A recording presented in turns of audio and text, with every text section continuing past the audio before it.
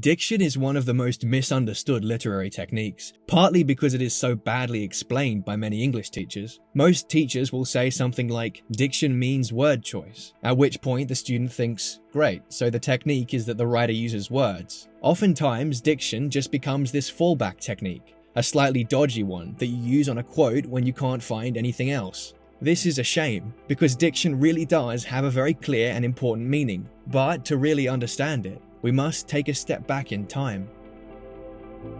1500 years ago, the Roman occupation of Britain was at its end. The vast urban centres of Bath, Cirencester and London were crumbling into the dust. The few Latin settlers who were left either fled for the mainland or swallowed their pride and took up life with those who the Romans once knew as savages. As Latin faded and the various local Germanic dialects merged into one, a new language was born for the island nation, Anglo-Saxon, or more commonly known today as Old English. This was the language whose bards gave life to Beowulf and told of his battles against the monster Grendel and his slaying of a mighty dragon. A language written at first in runes, later in the Latin alphabet as paper replaced stone. A language that gave us such words as dirful or devil, seok or sick. As the Dark Ages dragged on, Viking warriors pillaged Britain's northern coast. In time, some of those Vikings too began to settle, and like their Latin forebears took up homes and families with the local Anglo-Saxons. These Scandinavians had a different word for sickness. Where the Saxons talked of being seok or sick, the Viking Norse talked of iller or having an illness. So another English word was born. The year is now 1066. At the Battle of Hastings, William the Conqueror solidifies his claim to the English throne. He spoke a language we call Old French, and right up until the time of the Tudors, French was the language of the English court. The French had another word for illness. They spoke of having a disease or a disease, and as French waned in the 14th century and English again became the dominant language, disease stuck around. A French import into a Germanic tongue, right beside the Old Norse illness and the truly native word sickness. As most people know, English is a linguistic mess, formed at the junction between at least 3 separate strands of the Indo-European language family. What fewer people realize is that this gives English perhaps the largest working vocabulary of any language on record. Having at least 3 separate words for essentially the same concept, sick, ill and diseased, is by no means unusual for English words, but among other languages it's thoroughly strange. In fact, the very idea of a thesaurus, or a book in which you can look up a word and find 3 or 4 other words that all mean near enough the same thing, is a concept pretty well unique to the English language. In fact, as the linguist Charlton Laird has noted, most speakers of other languages are not even aware that such books exist.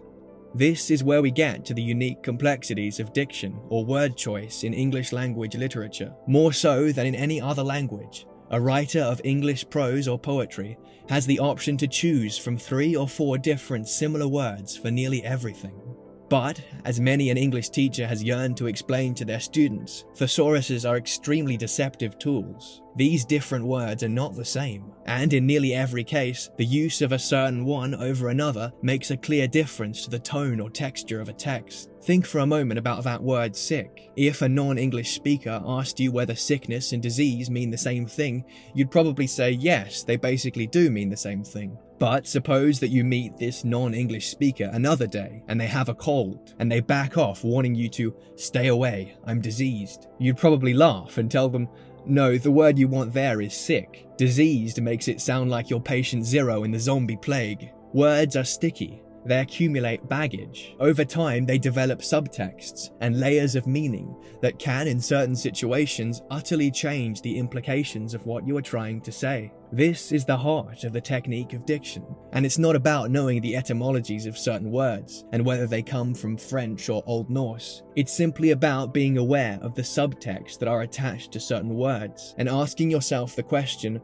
why did the author use this word where he or she could have used another similar one in the same context?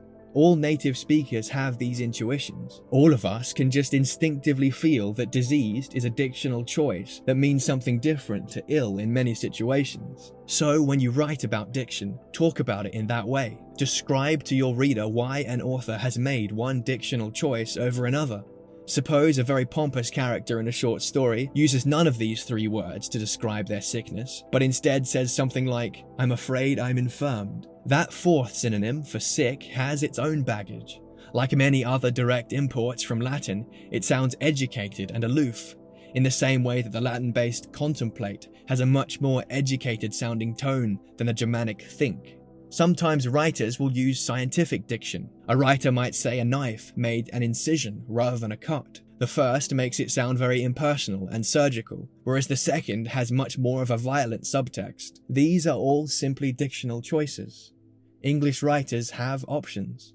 Rarely are they restricted to only one option for a given word. So unpack those choices. Simply tell the reader why they used one and not another.